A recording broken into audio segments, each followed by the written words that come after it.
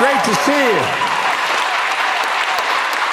Now, I know you're all saying, why isn't Jill here? Well, she's up in Storm Lake. Everybody, I am Jill Biden's husband, and I am Finnegan Biden's grandfather. I want to introduce my granddaughter here. She's my number 2 granddaughter. I have 4 granddaughters and 1 grandson, and they're crazy about me. I call Finnegan my secret weapon. She's a junior in college, and she's been taking off weekends in the summer going around the country campaigning for me. But I just wanted you to meet her and tell you how incredibly proud of her I am. And like Cindy, she has a backbone like a ramrod, and she's smart as heck. In my family, as is self-evident, all the women are brighter than I am. My sister Valerie, who many of you met, Jill. I became a professor at the University of Pennsylvania so the mail would stop coming, Dr. and Joe Biden.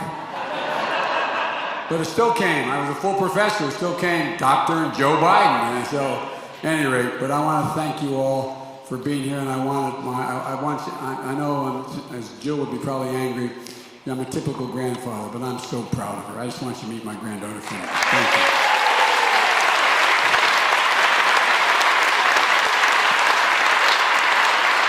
Before we get going, I promise I'm not going to take a long time. Once I get through the introductions, I'm going to probably keep you about 12 minutes if I can. But I do want to say that I've been really, really, really honored of the number of people who I look up to and admire and think of great quality who have endorsed me.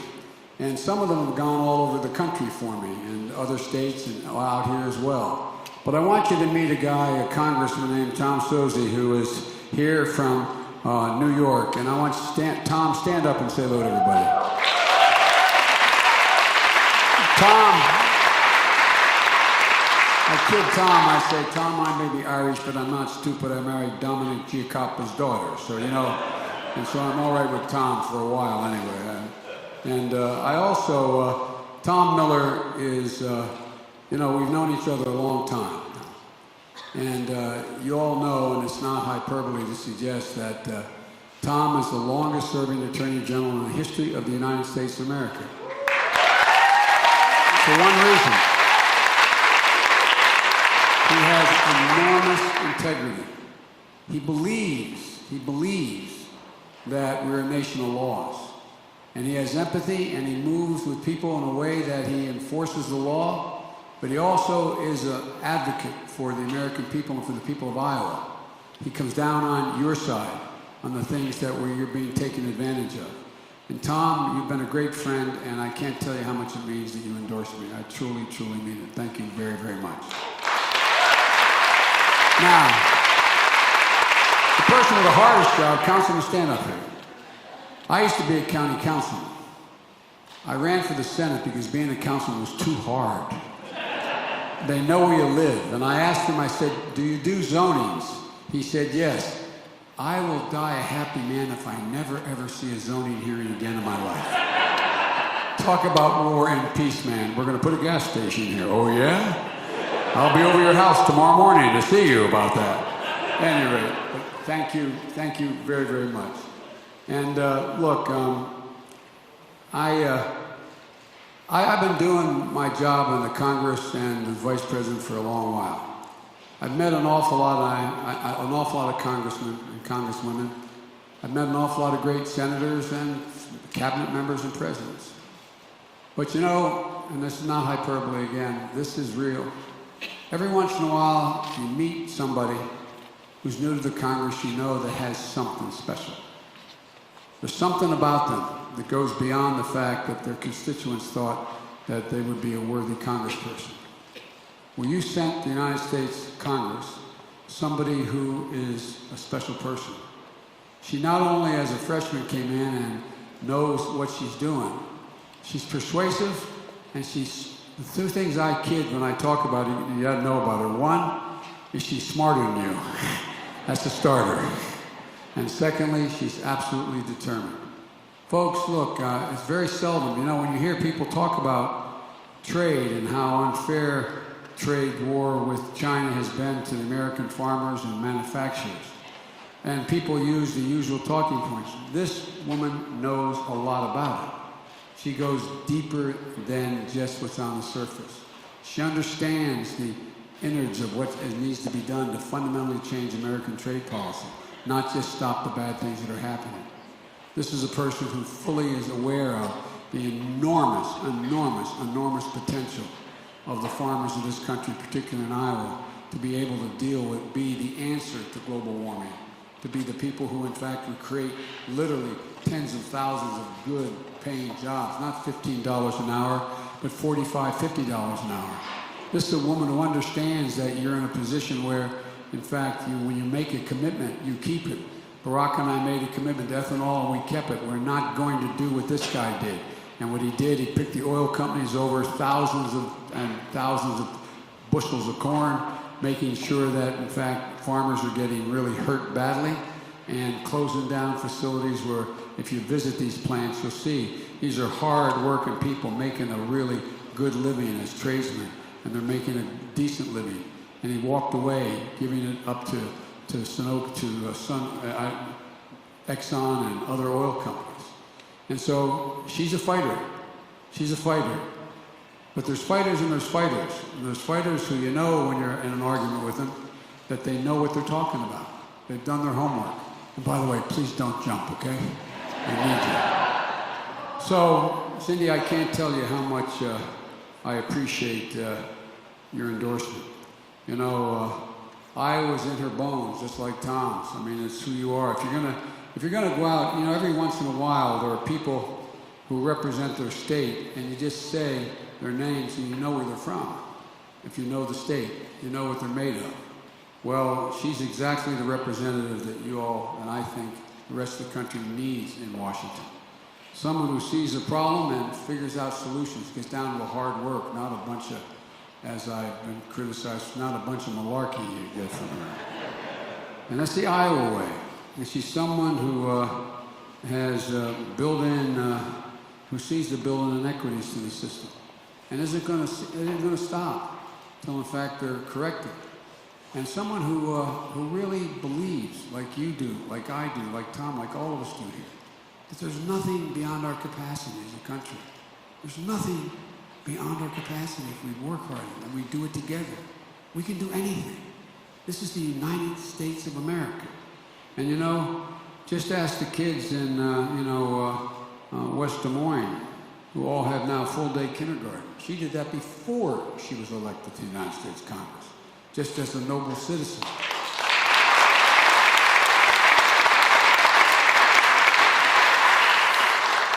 You know, Iowa had never sent a woman to the House of Representatives of the United States Congress. Now you sent two really fine women there.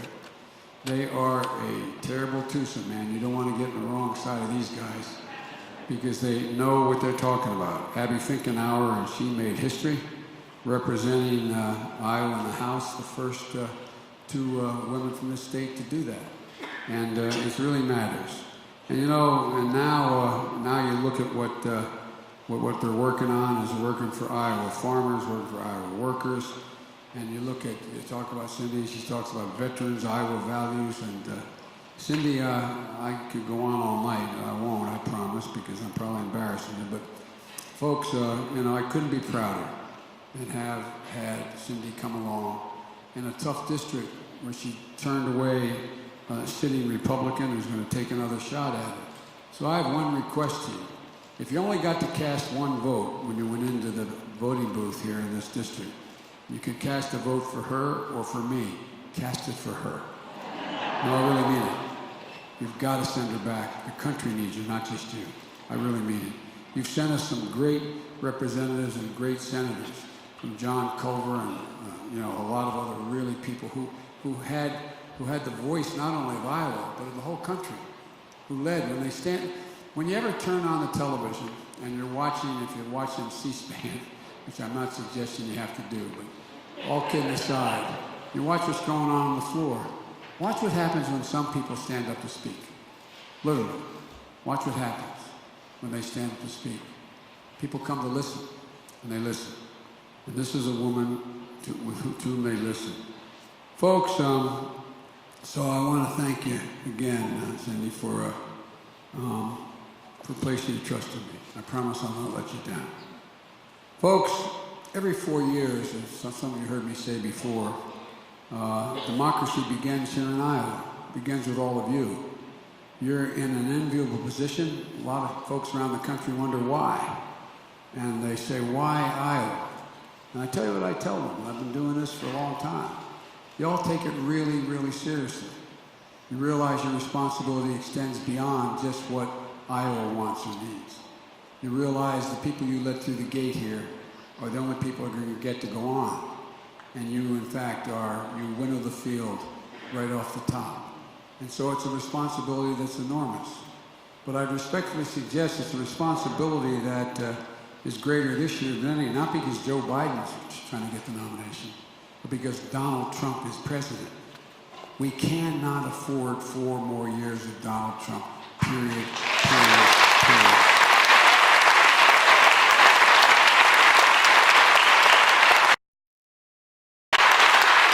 And whether this is your first presidential election or your 15th, there's never been an election that's been more important than you participated in than this one. And again, you're making a judgment of who the likely candidates are going to be right out of the box. And so I know how seriously you take it, and I appreciate you at least considering me as part of that process.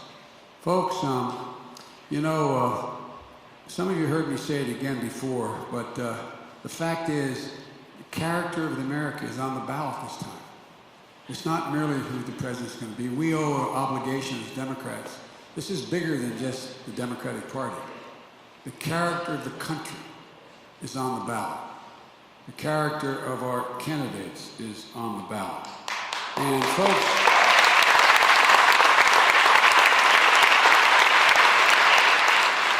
and think what we've heard from this president of late. We have a commander-in-chief.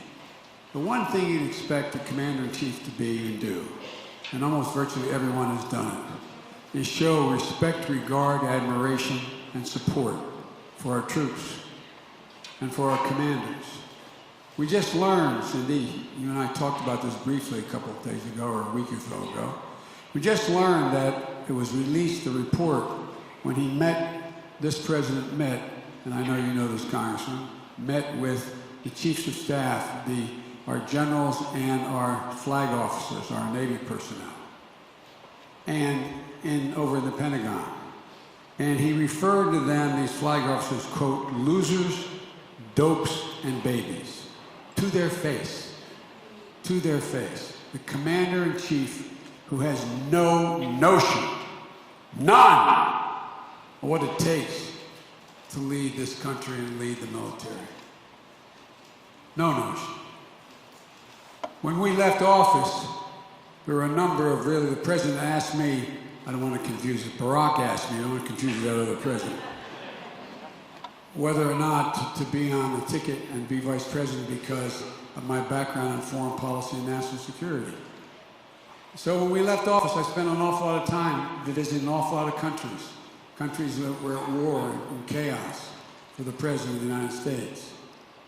And in the process of doing that, I met a number of incredible people in the State Department, the intelligence community, as well as the military.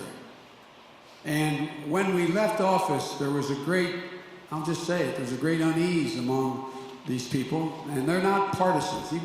Some were politically appointees, secretaries of state and things like that, but the vast majority were professionals, and they've done it their whole life, Democrat and Republican administrations. But the ones that I knew and worked so closely with, I went to them and talked to them, and I said, please stay, because they wanted to leave. They weren't sure that this would go anywhere. And I said, you've got to stay. You can't expect him to have known a lot. I was not being judgmental at the time, except I knew he had no experience. So please stay. Please stay and help him. Help us get through what is a very difficult period in world history right now, regardless of who the president is. There's a lot going on. And most of them did, but almost virtually every one of them has since left. Some of the finest and most courageous generals and admirals I've ever worked with head of the Navy SEALs, a whole range of other people, have literally, after a while, they not only left, they did things, and they're not Democrats with a capital D. I doubt they ever thought in terms of those terms. But writing scathing editorials about how this president behaves and how he acts and why he is so undermining our national security. You can go in the State Department, figuratively speaking. My national security advisor was the #2 guy at the State Department later. Says you go over there, Joe, and the morale is incredibly bad. Fewer people signed up, I'm told. I want to fact check this. I'm not positive what I'm saying, but I was told fewer people have signed up to take the foreign policy examination to become a foreign policy officer than any time in recent history, because they don't want to be part of it. Look how he denigrates the FBI. Look how he stands before the entire world and says, why would Vladimir Putin want to do anything to hurt us? Bless me, Father, for I have sinned. I mean, why? Why? He stands there before the whole world and says this. When 18 agencies of the intelligence community said he interfered with our election last time. How do you think that works when our agents and our intelligence apparatus around the world is trying to work with other countries, and you have a president who says, no, you can't believe our intelligence community, believe Putin, to paraphrase it. Folks, it's doing us an enormous amount of damage. Look what just recently happened. I'm very proud of my children. I was particularly proud of a guy a lot of you met because he campaigned for me before. And to be very honest about it, he should be the one running for president. My deceased son, Bo. He spent a year in Iraq. He came back with the Bronze Star, the Conspicuous Service Medal, and other awards after a year in Iraq. And he saw it all. He was there. He also, before that, as an assistant U.S. attorney out of Philadelphia and then out of the Justice Department, went over to help Kosovo set up their criminal justice system. And the stories I think about that I hear now and wonder, God Almighty, what is happening? Look, that attack that occurred by the Iranians on Al-Assad Air Base in Iraq, and remember, it was reported no one was injured. Now we find out, I get the exact number because I don't want to mislead anybody here, I think it was 34 of our troops were stationed there during that Iran attack, have now been diagnosed with traumatic brain injury. 34. And instead of doing what we did, or others would do, or Republican presidents would do as well, and talking to the families and talking about their bravery and how sad this is and how we're going to do everything we can to make sure they recover. The president said that, in fact, quote, when asked about it, at first he said, it's not very serious. And then he said, he brushed it off as headaches. Headaches. Let's be clear about something.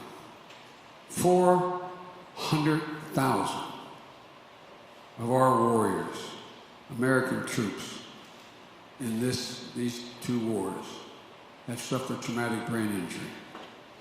It's deadly serious. And they deserve a commander-in-chief who lets families know they understand the enormous sacrifice that they've made. Folks, it's not who you are. It's not who we are. Our troops deserve a commander-in-chief who understands that we have one overwhelming sacred obligation. We have a lot of obligations to our children, to the elderly, the poor, but only one sacred obligation: to care for that 1% we send to defend us. Care for them when they come home, and care for their families when they're gone. That's a sacred obligation.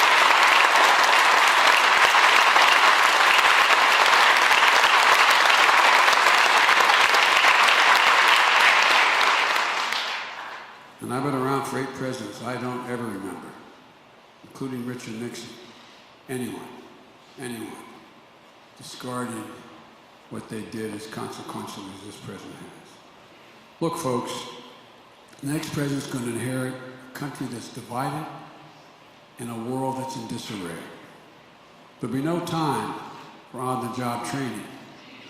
Every presidential race requires a different set of requirements or attitudes or values or skills. This one requires somebody on day one who's going to know exactly, there's going to be no chance when they stand behind that podium on January 21st, 2021, to be able to do anything other than command the attention of the world. For the world to know they know who he or she is, and he or she knows who they are. So we fully know what's in front of us. Folks, someone who can command the world stage, be a commander-in-chief for all of our forces. Repair our relationships with our allies, which are worse off now than any time since World War II. And once more, make the United States the leader of the free world, because if we don't, the world does not self-regulate. The world does not self-regulate. If we do not lead, the vacuum will be filled, and filled by folks like Putin and Xi Jinping and others who don't share the same value set of democracies that we do. Ladies and gentlemen, we need a leader who understands the responsibility that is needed to protect our economy and our physical security by maintaining those alliances. We also need a president who, in fact, knows this country wasn't built by Wall Street and CEOs. It was built by the middle class, hard-working Americans like the family we were raised in and all of you were raised in. I mean it. Given half a chance, the American public has never, ever, ever, ever, ever let their country down. Never. Not once. In war or in peace. Ordinary Americans. Come in the backgrounds like all of us come from, the vast majority of us. Knowing that in fact, we have a responsibility of someone beyond ourselves. It's not just us. It goes beyond us. As Cindy said, who looks out for the neighbor, understands everybody deserves to be treated with respect and decency. Some of you in this room I see were old friends, got to meet my mom and my dad years ago. My dad used to always say, everyone, every single person is entitled to be treated with dignity. He wasn't joking about it. Think about what matters to you. When you do your job, have someone along the way say, thank you, thank you. My father would no more walk by the shoe shine guy walking through the restaurant, the Hotel du Pont, or downtown in Delaware, any more than he'd walk by the vice president of the corporation who said hello to him if he did. He didn't know him though. But seriously, think about it. And think how contagious this is. Our children are listening. Our children are listening. Think about how that cell phone we have has made us even more dispassionate. You know, the man or woman who's out there with the public works crew keeping the sewer open so that it doesn't overflow and go into your basement. How many of us walk out and say thanks? Not a joke. How many of us walk out and say thank you? Thank you. How many times do we walk back the way things are changing so much? Walk back into the kitchen after meal and thank the servers. Not just leave a tip, say thanks when they've been decent to you. That's how you were raised in Iowa. That's how I was raised. But the words of the president matter. They can make markets go up and down. They can send brave women and men to war. They can make peace. They can also change the attitudes of what's considered to be appropriate by what they do. And our children are listening. You know, they can bring us together and they can unite us. But you know what? As President of the United States of America, I think it's critical that we bring the nation together, that we unite this country. We are a democracy, and a democracy cannot be sustained without consensus. Otherwise, it's an abuse of power. As my mother would say, who died and left him boss? You know, there's no way to be able to govern, to progress, if we can't reach a consensus. That's how our Constitution was built. 3 equal branches of government. Look how he treats it. Look how he treats the courts when he disagrees. He's no good, or whatever the phrase was. Can't trust him ruling against me because his father is Mexican. Or the way I will not use in front of some of the beautiful children right here, but you heard what he said when he just spoke out at the World Economic Forum, which I've addressed a number of times. He used a description to describe a vulgar, in an international speech afterwards, a press conference, the way he described one of the prosecutors from the House, a phrase I won't even use in front of our children. What is this all about? What in Lord's name is happening to us? What is happening? Presidents can also, with their words matter, as I say, they can also breathe oxygen so that, hate doesn't go away. It only hides. It hides. And he's breathed oxygen into the haters that come out from under the rocks. You saw those people coming out of the fields. Close your eyes and go back and think of what you saw on television in 2017. Those folks coming out with torches, carrying Nazi banners, yelling the same anti-Semitic bile that was preached in Germany in the 30s, accompanied by the Ku Klux Klan and white supremacists. David Duke, when asked about it, said, this is why we elected him. He said he changed things.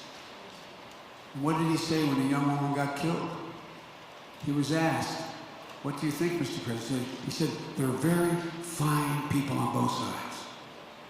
No one, no president. This guy is more George Wallace than he is George Washington. It is just not who we are.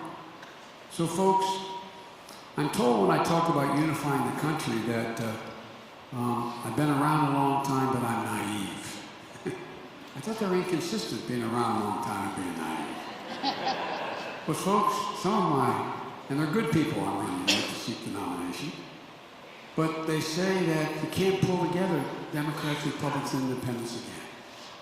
I refuse to accept the proposition we're going to be in endless war with the opposition.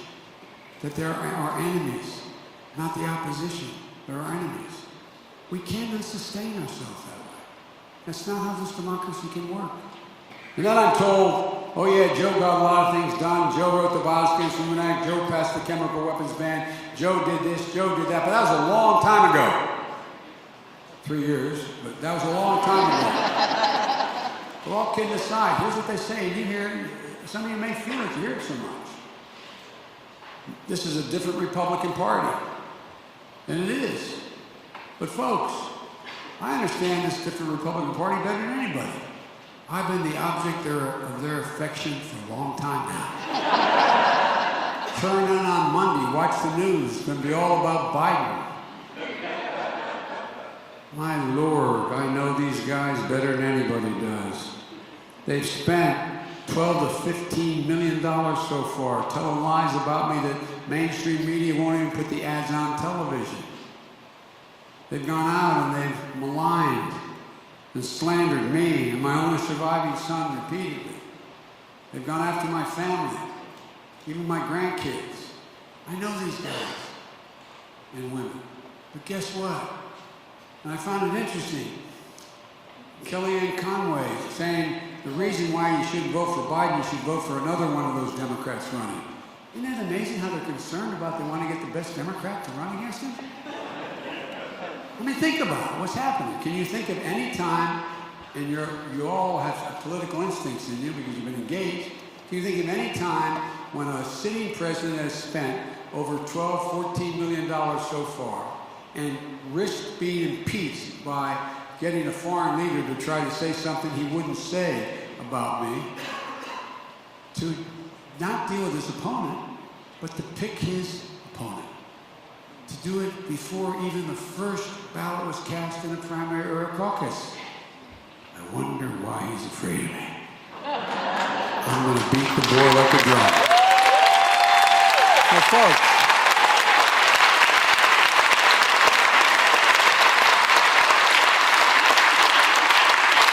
a guy named Richard Van Kramer, who wrote the book What It Takes about the election back in '88, we were walking over one. Anyway, he said, you know, I'm not sure you're Irish, Joe. He said, because you don't hold a grudge very well. Well, look, I can't hold a grudge. The presidents are not supposed to hold grudges. They're supposed to be fighters, but also healers. So the reason I'm going to be able to get things done with these new Republicans, because when he's gone, you're going to see a change in their attitudes. The reason I'm going to be able to do it is because it's about you. It's not about me. It's not about me. It's about healing this country. It's about healing the country. And there's a lot we can do. Look what happened at the end of the last Congress, when in fact he had already won the presidency. Before he got sworn in, Mitch McConnell said there's going to be no more legislation, period. Not going to happen. I had helped significant pieces of anti-cancer and disease legislation ever. It's called the Cures Act. And they said, we're not going to allow any votes. I was able to, in December, after he was elected, before he was sworn in, that put $1.9 billion into special cancer research for the Biden Cancer Initiative, which Republicans actually stood on the floor and passed and moved to name it the Beau Biden Memorial Act. In addition to that, $7 billion to do specific research on Alzheimer's and many other diseases. A great investment. That happened. It ended up with over 95 senators voting for it, and 396 or 69, whatever, almost 400 members of the House. There are a lot of things we can agree on, if in fact we stop demonizing the opposition. You get nowhere when I say, you know, the reason why you are in the pocket of, and you're this, you're that, you're not a good American. By the way, let's work out an agreement on farming. Seriously, think about it. Think about it. We have to change the political dialogue. And we can. We can. I'm not saying we're all going to get together and hold hands and sing Kumbaya. And when you can't get these guys and women to come along with you, then you go out and you defeat them. You run against them. You know what I mean? 2018, Cindy can tell you this, we elected 51 really competent members. And by the way, with all due respect, most of them are women. 5 of them, Academy graduates. The first Marine fighter pilot ever to be in combat. We have an incredible group. And what did we do? They tried to take away Obamacare. We went to war and we said, you want to get rid of Obamacare? Well, guess what? Step up, Jack. No, not me. I don't want to get rid of it. I'm all for it. I'm all for it. Did you recently see, by the way, the man who says he's always honest? He said the reason why pre-existing conditions are covered is because of me, President Trump. Oh, God. I mean, like, ooh, it's like Alice in Wonderland. Anyway.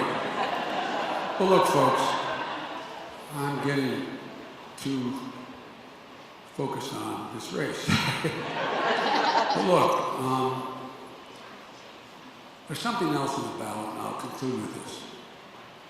Everything that's on the ballot is even more important.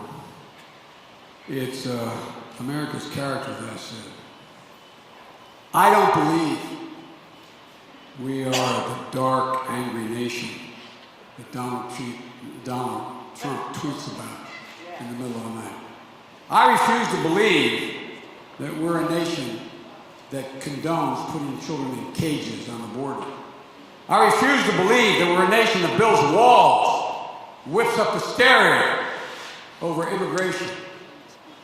I don't believe we're a nation that embraces white supremacists and hate groups. I don't believe we're a nation that bows down to Vladimir Putin. I will not. I don't believe we're a nation. I really don't believe I don't believe we're a nation that sees the free press as the, quote, enemy of the people. Legally justified inquiries by the United States Congress as witch hunts. Congressional oversight is a hoax. That's not who we are. I don't believe we're a nation that believes the United States Constitution should be laughed at, mocked, and ignored. It's the most incredible civil document written in all of human history. When I look at Donald Trump,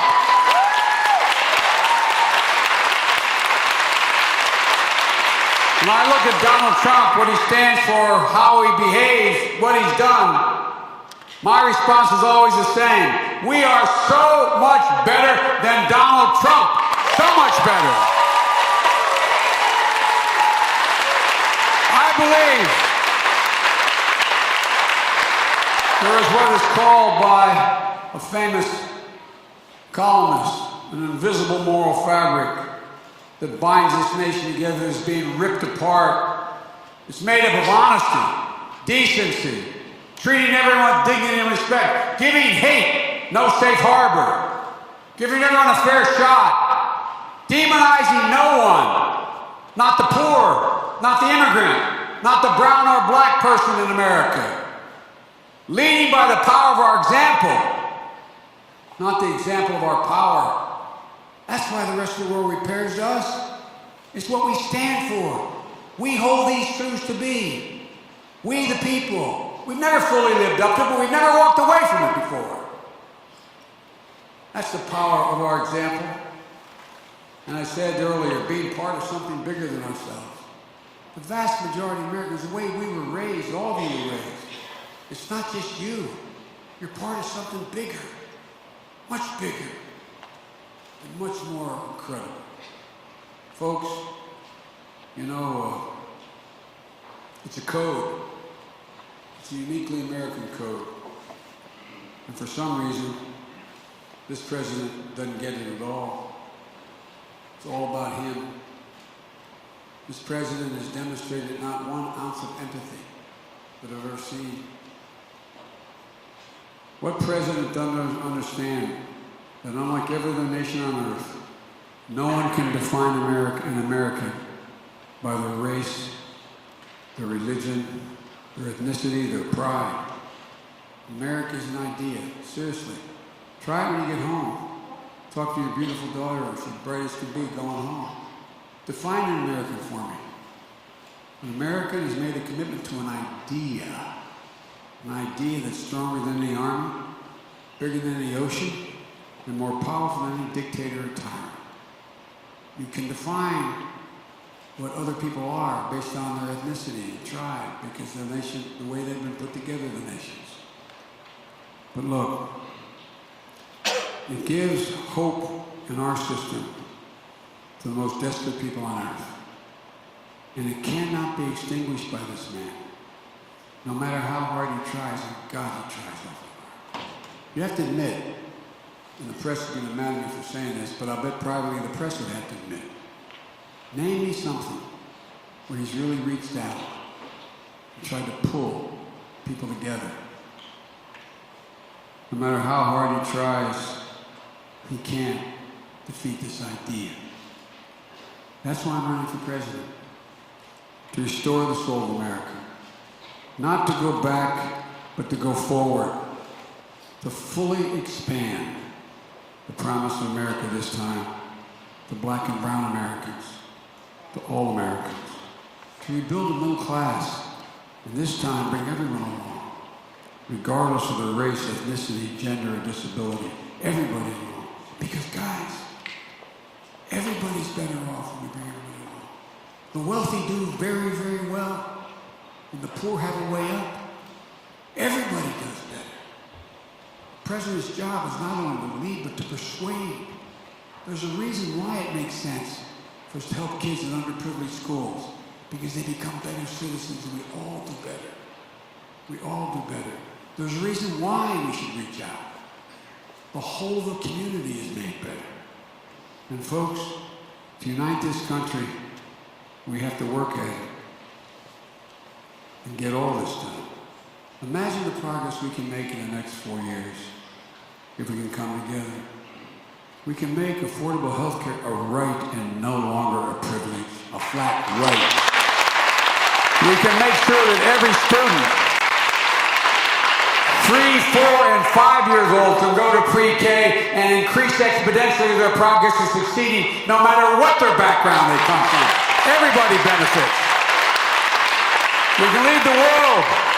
And we must lead the world in taking on the single greatest threat to humanity, the existential threat of climate change. We have to lead internationally. And we can, and I will stand up to the NRA and I will beat them again. I will beat them again. I've done it twice. The Brady Bill, background checks, eliminating. Who needs 100 bullets in a magazine? My God, if you need that, you're a danger to yourself, even if you don't have malcontent. I really mean it.